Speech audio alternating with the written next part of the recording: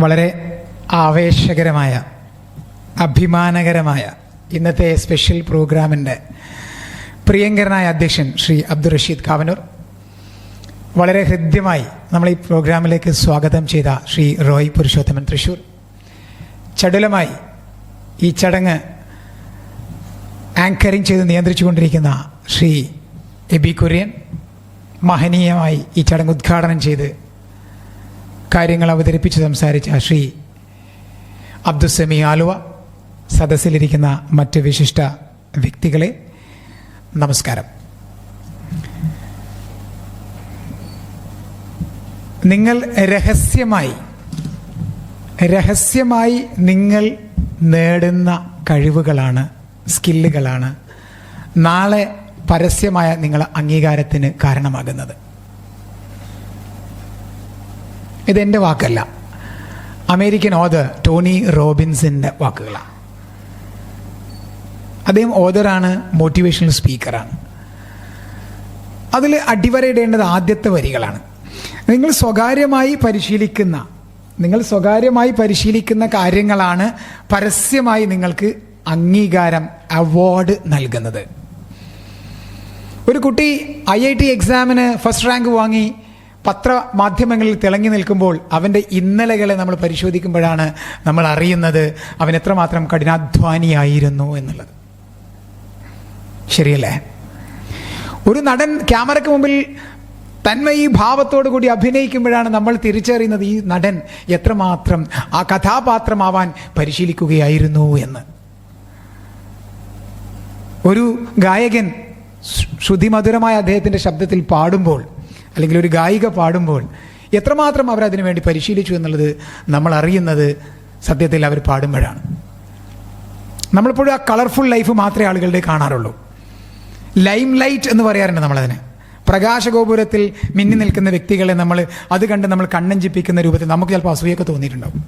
ഇപ്പോൾ സംസാരിച്ച ഉദ്ഘാടകനെ കുറിച്ച് അദ്ദേഹം തന്നെ പറഞ്ഞല്ലോ, അദ്ദേഹം ഇന്നിങ്ങനെ ആവാൻ കാരണം അദ്ദേഹത്തിൻ്റെ ഇന്നലകളായിരുന്നു എന്നുള്ളത്. അവിടെയാണ് സ്വകാര്യമായി നമ്മൾ നടത്തുന്ന പരിശ്രമങ്ങളാണ് നാളത്തെ നമ്മുടെ പബ്ലിക് ലൈഫിൽ ആദരവ് നേടിത്തരുന്നത്. ഇന്നത്തെ ഈ ഗ്യാതറിങ്, സ്പീക്ക് ആൻഡ് ഷൈൻ്റെ ഫാമിലിയിൽ നിന്ന് വന്നവരുണ്ട്, പുതുതായി ഈ പ്രോഗ്രാമിൻ്റെ ഭാഗമായ ആളുകളുമുണ്ട്. സ്പീക്ക് ആൻഡ് ഷൈൻ അറിയാത്ത ആളുകളും ഈ പ്രോഗ്രാമിലുണ്ട്.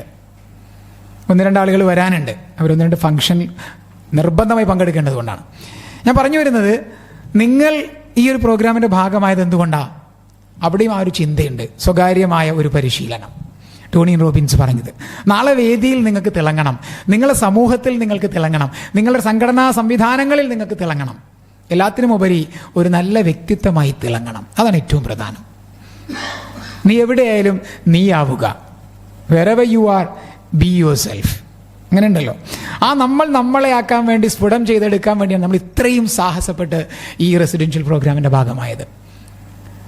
ഇതിനൊരു പ്രത്യേകതയുണ്ട്, റെസിഡൻഷ്യലാണ്. റെസിഡൻഷ്യലിനെ നമ്മൾ കണക്ട് ചെയ്യാൻ പോകുന്നത് പ്രസംഗത്തിലേക്കാണ്.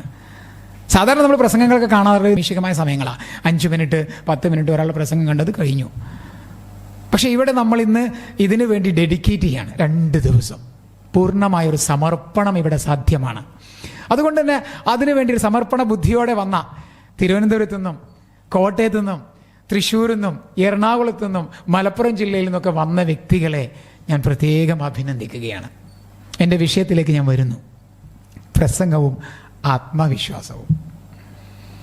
റെസിഡൻഷ്യൽ ട്രെയിനിങ്ങിനെ കണക്ട് ചെയ്യാനുള്ള കാരണം നിങ്ങളുടെ കോൺഫിഡൻസ് ലെവലിനെ കൂടുതൽ ബൂസ്റ്റ് ചെയ്യാൻ വേണ്ടിയിട്ടാണ്. സാധാരണ നമ്മൾ ട്രെയിനിങ് നടക്കുന്നത് എങ്ങനെയാണ്? രാവിലെ മുതൽ വൈകിട്ട് 5 മണി വരെ. അപ്പോഴേക്ക് എത്ര പ്രാവശ്യം നമ്മൾ വാച്ചിൽ നോക്കിയിട്ടുണ്ടാവും, ട്രെയിൻ വരാനായോ, ബസ് വരാനായോ? അങ്ങനെ നമുക്കൊരു ചിന്തയുണ്ടാവും. ഇന്ന് നമ്മൾ റിലാക്സ്ഡ് ആണ്. അവിടെ തന്നെ നിങ്ങളെ മനസ്സ് കുറച്ചുകൂടി ഡെഡിക്കേറ്റഡ് ആവാൻ, സമർപ്പിതമാകുന്ന മനസ്സിന് മുമ്പിൽ നമുക്ക് കുറച്ച് കാര്യങ്ങളൊക്കെ പറയാനും ചെയ്യാനും പറ്റും. അതുമാത്രമല്ല, ഇന്നത്തെ പരിശീലനത്തിന് കൂടുതൽ സമയം നിങ്ങൾക്ക് ലഭിക്കുന്നുണ്ട്. അതിനുമപ്പുറത്ത് വ്യക്തിത്വ വികാസത്തിൽ കുറച്ചുകൂടി നമ്മളിന്ന് ഫോക്കസ് കൊടുക്കുന്നുണ്ട്. വ്യക്തിത്വ വികാസം എന്ന് പറയും, നമ്മൾ വേണ്ടാത്ത ചില ചിന്തകൾ, ചില വികാരങ്ങളും കാഴ്ചപ്പാടുകളും ഒക്കെ കെട്ടിപ്പിണഞ്ഞ് കിടക്കുന്നുണ്ട് മനസ്സിൽ. അതിങ്ങനെ ഇല്ലാതാവും തോറും നമ്മൾ കൂടുതൽ ഷൈനിങ് ആവും. തിളങ്ങുന്ന ആളായി മാറും. ആ തിളക്കത്തെ നിർമ്മിച്ചെടുക്കണമെങ്കിൽ നമുക്ക് സമയം വേണം, സമർപ്പിതമായൊരു മനസ്സ് വേണം. അവിടെയാണ് കോൺഫിഡൻസിനെ നമ്മളിതിലേക്ക് കണക്ട് ചെയ്യുന്നത്. സത്യത്തിൽ കോൺഫിഡൻസിനെ കുറിച്ച് പറയുമ്പോൾ അമേരിക്കൻ ഓഥർ, സംരംഭകൻ ശ്രീ റോബർട്ട് കിയോസാക്കിയുടെ ഒരു വചനമുണ്ട്. അദ്ദേഹം പറയുന്നത് confidence is coming from discipline and training. 2 കാര്യങ്ങളിൽ നിന്നാണ് കോൺഫിഡൻസ് വരുന്നത്. ആദ്യം വേണ്ടത് അച്ചടക്കം, പിന്നെ വേണ്ടത് പരിശീലനം. ഇത് രണ്ടും സമ്മേളിക്കുമ്പോൾ ഡെഫിനറ്റ്ലി നമുക്ക് മാറ്റം ഉണ്ടാവും. പക്ഷെ പല ആളുകളും ഇതിലേതെങ്കിലും ഒന്ന് കൂടിയും കുറഞ്ഞു നിൽക്കും. അച്ചടക്കം ഉണ്ടാവില്ല, പരിശീലനം നടത്തുന്നുണ്ടാവും. ഇപ്പം നല്ലൊരു ഫുട്ബോളർ എങ്ങനെയാ എന്നും കളിക്കുന്നുണ്ടാവില്ലേ? നല്ലൊരു ജിംനാസ്റ്റിക് ബോഡിയുള്ള വ്യക്തിത്വം എന്തായിരിക്കും? അദ്ദേഹം ജിമ്മിൽ പോകുന്നുണ്ടാവും എന്നും. ആരോഗ്യം കാത്തു സൂക്ഷിക്കുന്ന വ്യക്തി, നല്ലൊരു ഓട്ടക്കാരൻ, അത്ലറ്റ് ആണെങ്കിൽ എന്നും ഓടുന്നുണ്ടാവും. അവിടെ കൺസിസ്റ്റൻസി വരുന്നുണ്ട്. അച്ചടക്കമുള്ള ആൾക്ക് കൺസിസ്റ്റൻസി സാധ്യമാണ്.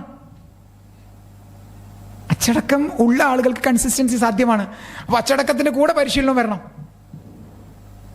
ഡെഡിക്കേറ്റഡ് ആയൊരു മനസ്സ്, സമർപ്പിതമായൊരു മനസ്സ് പ്ലസ് പരിശീലനം, ഡെഫിനറ്റ്ലി കോൺഫിഡൻസ് വരും എന്നാണ് കിയോസാക്കി പറയുന്നത്.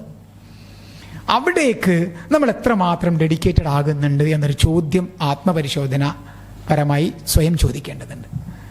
ഇപ്പോൾ സ്പീക്ക് ആൻഡ് ഷൈനോടൊപ്പം നിങ്ങൾ സഞ്ചരിക്കാൻ തുടങ്ങിയ ആളുകൾ കുറച്ച് പേരുണ്ടല്ലോ. എത്ര മാസമായി സഞ്ചരിക്കുന്നുണ്ടാവും?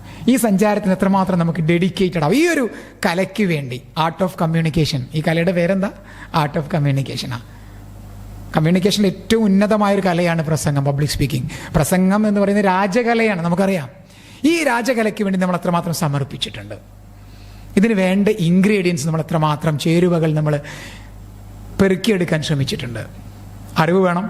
ഞാൻ എപ്പോഴും പറയാറുണ്ട്, പ്രസംഗത്തിന് 3 കാര്യങ്ങൾ മതി. അറിവ് വേണം, കുറച്ചൊക്കെ അറിവ് വേണം. രണ്ടാമത്തത് അനുഭവം വേണം. മൂന്നാമത്തത് നിരീക്ഷണം വേണം. ഇത് 3 മതി, നന്നായി പ്രസംഗിക്കാം. ഇപ്പോൾ ഇവിടെ സംസാരിച്ച ഉദ്ഘാടകൻ അദ്ദേഹത്തിൻ്റെ പ്രസൻറ്റേഷനിൽ കൂടുതൽ ഉപയോഗിച്ചത് അദ്ദേഹത്തിൻ്റെ അനുഭവമാണ്, അല്ലേ? ആണോ അല്ലേ? അദ്ദേഹം ഇപ്പോൾ ഇവിടെ വന്ന് ഇന്ന് ക്ലാസ് എടുത്ത കാര്യം വരെ പറഞ്ഞു. അദ്ദേഹം ദുബായിൽ പ്രാക്ടീസ് ചെയ്യുന്ന കാര്യം പറഞ്ഞു, കുട്ടികൾക്ക് പഠിപ്പിച്ചുകൊണ്ടിരിക്കുന്ന കാര്യം പറഞ്ഞു, സമൂഹത്തിൽ അദ്ദേഹം ചെയ്തുകൊണ്ടിരിക്കുന്ന കാര്യങ്ങൾ പറഞ്ഞു. ഉണ്ട്, അനുഭവമാണ് കൂടുതൽ അദ്ദേഹം സംസാരിച്ചത്.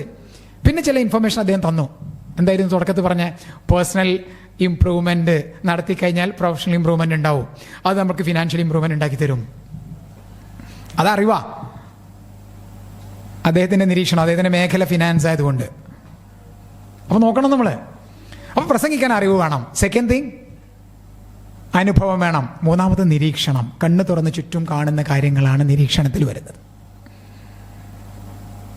അതൊക്കെ നിങ്ങൾക്ക് ഇതിലേക്ക് ഏറിയും കുറഞ്ഞ രൂപത്തിൽ സന്നിവേശിപ്പിക്കാൻ കഴിയണം. സന്നിവേശിപ്പിക്കുക എന്ന് പറഞ്ഞാൽ ജോയിൻ ചെയ്യിപ്പിക്കാൻ പറ്റണം. അപ്പോൾ അത് സന്നിവേശിപ്പിക്കാൻ പറ്റണം. എങ്ങനെ? അത് നമ്മുടെ കഴിവിനനുസരിച്ചിരിക്കും. ഈ പ്ലാറ്റ്ഫോമിൽ നിൽക്കുന്ന സമയത്ത് എത്രമാത്രം അറിവിനെ കൊണ്ടുവരാൻ കഴിയും, എത്രമാത്രം അനുഭവത്തെ ഈ വിഷയത്തിലേക്ക് കണക്ട് ചെയ്യാൻ പറ്റും, എത്രമാത്രം നിരീക്ഷണത്തെ കണക്ട് ചെയ്യാൻ പറ്റും. അവിടെയാണ് ഞാൻ കോൺഫിഡൻസ് ബിൽഡിങ്ങിന് എൻ്റെതായ രൂപത്തിൽ പറയുന്ന ഒരു സൂത്രവാക്യമുണ്ട്. റോബർട്ട് കിയോസാക്കിയുടെ വചനം ഞാൻ അവിടെ പറഞ്ഞു. ഇനി എനിക്ക് നിങ്ങളുടെ മുമ്പിൽ സമർപ്പിക്കാനുള്ളത് exactly confidence C is equal to C+K എന്നാണ്.